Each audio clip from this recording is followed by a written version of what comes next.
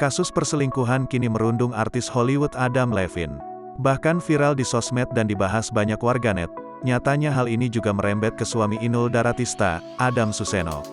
Adam Levine jadi sorotan warganet terkait isu perselingkuhannya dengan Sumner Stroh. Penyanyi asal Amerika Serikat tersebut menjadi trending topik pada tanggal 21 September tahun 2022. Tak sedikit yang juga membahas Adamnya Inul Daratista yang ikut masuk trending topik di sosial media. Warganet memberi komentar lucu yang membandingkan kesetiaan antara Adam Levine dengan Adam Suseno. Terkait ini, Inul turut memberi tanggapannya seraya membagikan video joget bersama sang suami. Ia mending Adamnya Inul lah Adam Levine mau gak disuruh istrinya begini, tulis Inul Daratista. Inul dan Adam tampak joget TikTok dengan lagu Tiba-Tiba dari Queen Salman. Adam tak malu berjoget layaknya anak kecil bersama Inul. Bahkan, tingkah Adam di video tersebut terlihat menggemaskan.